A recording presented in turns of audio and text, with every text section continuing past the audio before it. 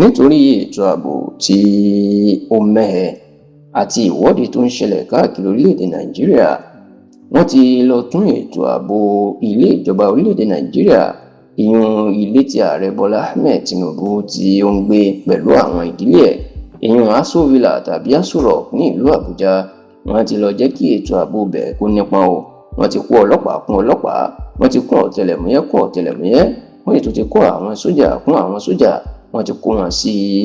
ilé ìjọba ní Àbújá láti má ṣe jẹ́ kí wàhálà ṣẹlẹ̀ àti pé káwọn oníṣẹ́ ibi kan lè lo àǹfààní náà láti fi ipá gba ìjọba kúrò lọ́wọ́ ààrẹ Bọ́lá Ahmed Tinubu. Ẹ rántí wípé láti ọ̀sẹ̀ tó kọjá ní àwọn èèyàn náà ti bẹ̀rẹ̀ ìwọ́de káàkiri orílẹ̀-èdè Nàìjíríà, pàápàá ní ilẹ̀ Yorùbá wa, lórí ẹgbẹ́ àwọn afẹ̀míṣòfò bí wọ́n ṣe ya wọ iléèwé mẹ́ta ọ̀tọ̀ọ̀tọ̀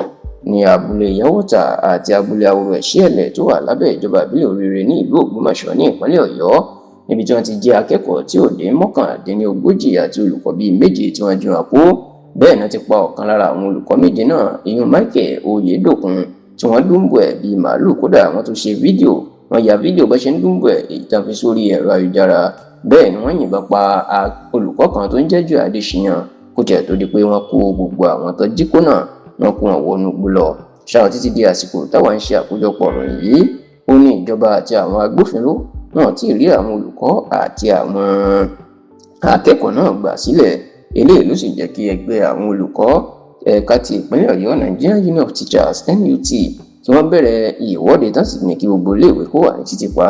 Bákan náà ni àwọn ẹgbẹ́ olùkọ́ Nigerian Union of Teachers káàkiri Nàìjíríà, àwọn náà darapọ̀ máwọn akẹgbẹ́ wọn táwọn náà ń ṣe ìwọ́de, táwọn aráàlú àti oríṣiríṣi àwọn ajàfẹ́tọ̀ọ́ ọmọnìyàn táwọn náà sì ń ṣe ìwọ́de.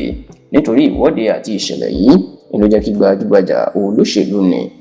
tó tún jẹ́ ajàfẹ́tọ̀ọ́ ọmọnìyàn tó ń díje dupò ààrẹ lábẹ́ ẹgbẹ́ òṣèlú African Action Congress AAC látọdún 2019, Comrade Ọmọyẹlé Sowore àti àwọn ẹgbẹ́ tí wọ́n ń pè ní Take It Back Movement ló jẹ́ káwọn náà ṣe ìwọ́de tí Sowore tiẹ̀ ti lérí sí Tinubu pé bí ò bá fi ráwọn ọmọ náà gbà di ọjọ́bọ̀ tí ṣe tọ́ọ̀sì ọ̀sẹ̀ tá a wà yìí, òun yóò ṣe ìwọ́de wá sí ilé ìjọba ní Aso Rock. Bẹ́ẹ̀ ni Sowore, ọmọ bíbí ìpínlẹ̀ Ondo, máa mú ìlérí ẹ̀ṣẹ̀. Ó kó àwọn ọmọlẹ́yìn ẹ̀ wọ́n gba ibi tí Tinubu ń gbé Aso Rock lọ lọ́jọ́ tọ́ọ̀sì ọ̀sẹ̀ tá a wà yìí láti ṣe ìwọ́de, ṣùgbọ́n àwọn ẹ̀ṣọ́ ààbò pàápàá àwọn sójà rẹpẹtẹ tí wọ́n kó sọ́nà wọn jẹ́ kí wọ́n wọlé sínú ibi tí Tinubu ń gbé. Ṣáà nítorí ìṣẹ̀lẹ̀ yìí ní tẹlifíṣàn Yorùbá Tòótọ́ gbọ́ pé wọ́n ti tún ètò ààbò, wọ́n ti tún ṣe ní Aso Rock, wọ́n ti jẹ́ kó nípọn o. Bẹ́ẹ̀ bá fẹ́ wo Aso Rock báyìí, wọn yóò kọ́kọ́ wo ara rẹ̀, wọn yóò ṣe àyẹ̀wò gidigidi fún un nítorí ìwọ́de yìí, nítorí wọn náà gbàgbọ́ pé àwọn alágbára kan wọ́n lè lo àǹfààní ìwọ́de tó fi ya wọnú ilé ìjọba tí Tinubu ń gbé, tó sì fi gba ìjọba kúrò ní ọwọ́ ẹ̀.